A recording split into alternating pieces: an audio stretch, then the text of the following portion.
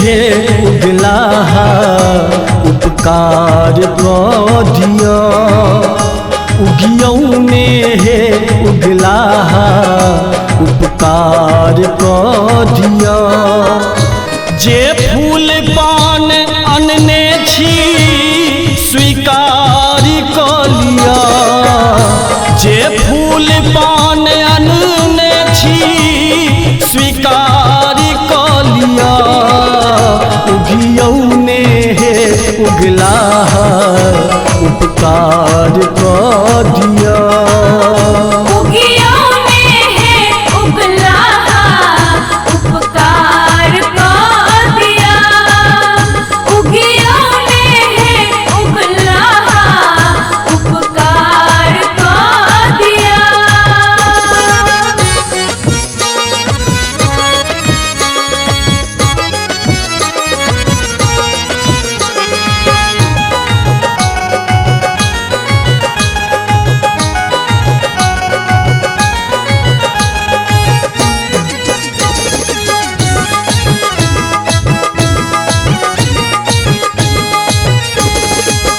जन जन के उद्धार करै छी हमरो आब उबारी दिया भवसागर में भासल करनी जननी कने संभार लिया अति अधम पतित पर पूते विचार कऽ लिया हे ये अधम पतित पर पूते विचार कऽ लिया जे फूल पान अनने छी स्वीकार कऽ लिया उगियौ ने हे उगला उपकार कऽ दिया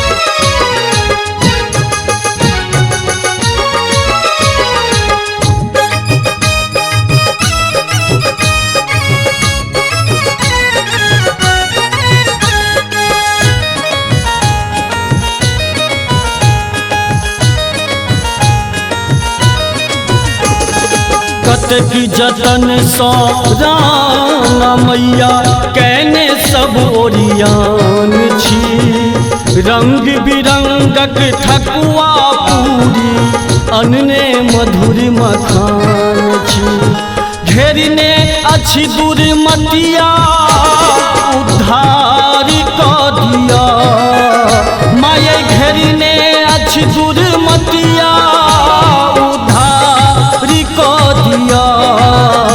जे फूल पान अनने छी स्वीकार कऽ लिया उगियौ ने हे उगला उपकार कऽ दिया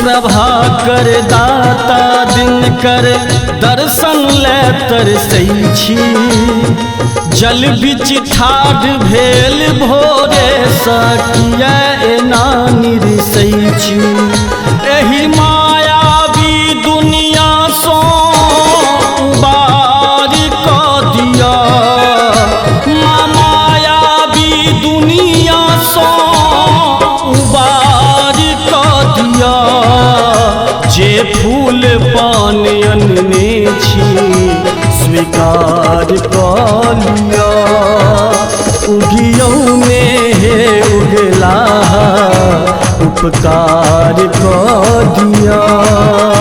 उगियों में है उगलाहा, उपकार कर दिया। उगियों में है उगलाहा, उपकार कर दिया। उगियों में है उगलाहा, उपकार कर दिया। उगियों में है उगलाहा, उपकार कर दिया। जे फूल पान अनने छी स्वीकार कर लिया। जे फूल पान अनने छी स्वीकार कर लिया। उगियों में है उगलाहा, उपकार कर दिया।